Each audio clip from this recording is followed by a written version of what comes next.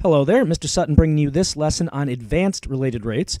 In this one, we're going to be solving related rates problems that have missing information, and specifically as one application, we're going to calculate the speed at which a sliding ladder is falling. We'll start things off with a triangle problem. Pause the video, read this problem, and then try it on your own. Alright, let's see what you came up with. So we're talking about the altitude increasing while the area is increasing, and we want to know the rate of change of the base while the altitude and the area are certain amounts. So this is going to be a good one for the area formula. Area equals 1/2 base times height. And we've got some choices at this point. We want the rate of change of the base. So you could isolate b by writing 2a over h, but then if you take the derivative of both sides, you're going to have to use the quotient rule. And maybe that scares you a little bit. So you're like, okay, I'm just going to implicitly differentiate right away. So that would be dA over dt equals, but now you've got to use the product rule, right? So if we've got u prime v, that's going to be 1/2 dB over dt times h, plus uv prime, that's going to be 1/2 b times dh over dt. Now let's see what we can plug in. They told us that the altitude is increasing at a rate of 3. So that's dH over dt. Area is increasing at a rate of 8, so dA over dt is 8. They told us the altitude, h, was 20, and the area, a, is 400. We needed most of this information. If you look back at what we need to plug in, though, we're looking for dB over dt. dA over dt we've got. H we've got. B we don't got, but dH over dt we have. So we still need to find this base. Now the good news is we still can get it, we still can fix this by using the known values for that triangle. We know that area equals 1/2 base times height. So we can figure out what the base is at the time when the height is 20 and the area is 400 by just plugging these into the original formula. So we can write 400 equals 1/2 base times 20. So this is going to be 400 equals 10 times b. Dividing both sides by 10, we get base equals 40. All right, we have to go back and plug that in now. So we've got 8 equals 1/2 thing we're looking for times 20 plus 1/2. We just found 40 for b, and dH dt was 3. So we've got 10 dB dt plus 60. Subtract 60, that's 52. Divide 52 by 10. It's actually negative 52. Divide that by 10, that's going to be negative 5.2.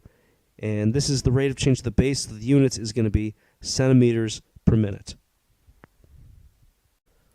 Next up, try this sliding ladder problem and see how you do. So we have a 25-foot ladder leaning against a house.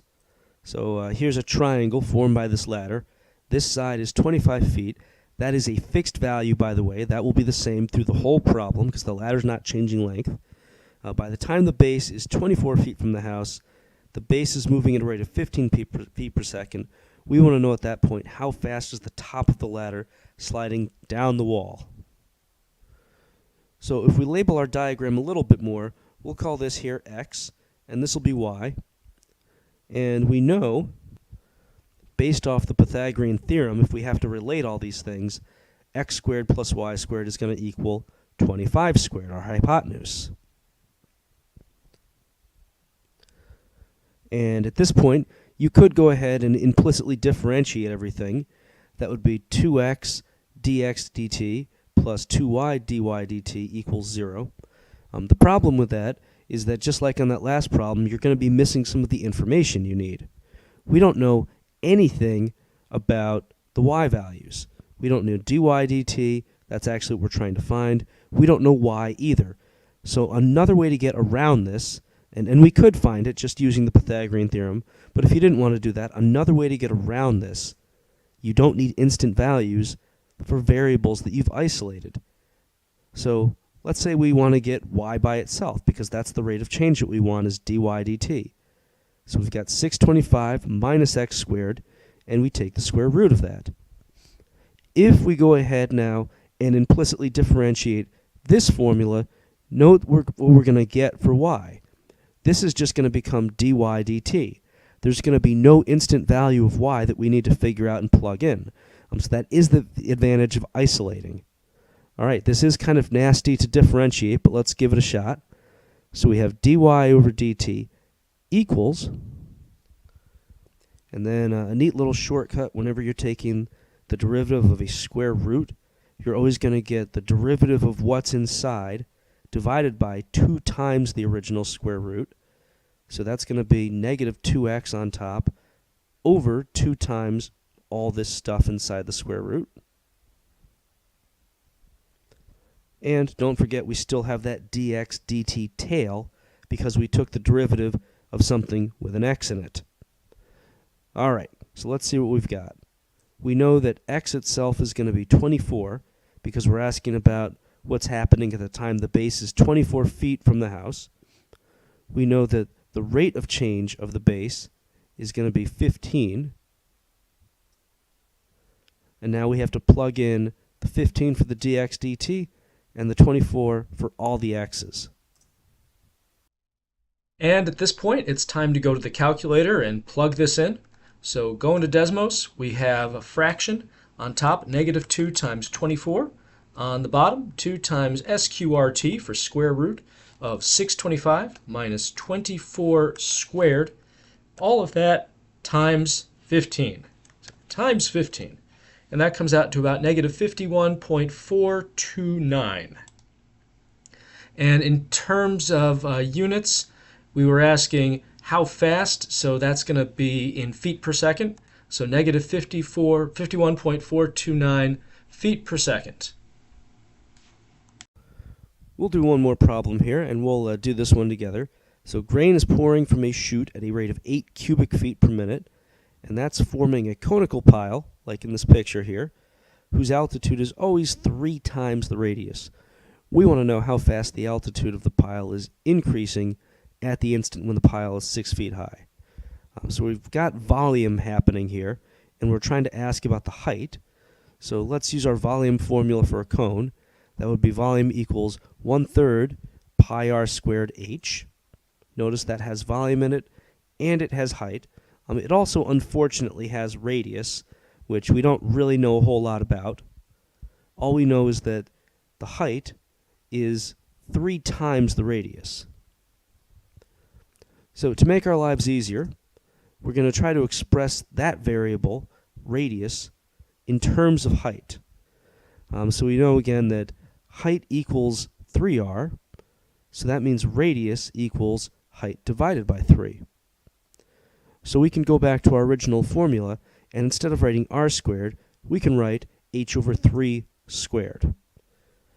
Now we might not be especially happy about having to do this, but the alternative is putting everything in terms of r, which is going to be short-sighted because when it comes time to take the derivative and find the rate of change of the altitude, we're not going to have any h's left to give us a dh dt.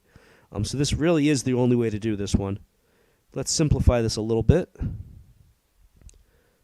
We've got an h squared over 9. With this h, that's going to be an h cubed. With the 3 down here, we're going to have a 27 on the bottom. Pi is coming upstairs. There we go. Let's take our derivative now. That's dv over dt equals 3 times this. That's going to be pi over 9 h squared dh dt. To recap now, we're looking for dh dt, so that means we have to plug something in for dv dt and h.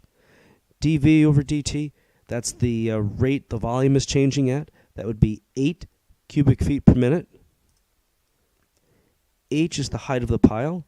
We're asking about the speed the pile is changing at for the height when the pile is 6 feet high. So 6 is our h value. Plugging those in, we've got 8 equals pi over 9, 6 squared, dh dt. This is really 36. Divided by 9 is 4. And then if we divide 8 by 4, or actually 4 pi, we're going to get 2 over pi for dH dt. You can go ahead and check on your calculator what that is. That's going to come out to about 0.64, and that'll be feet per minute because we're talking about the altitude. And again, just to be consistent, let's take that out to 3 decimals, so 0.637 feet per minute to be more precise. So that's it for this one. Till next time, this is Mr. Sutton signing off.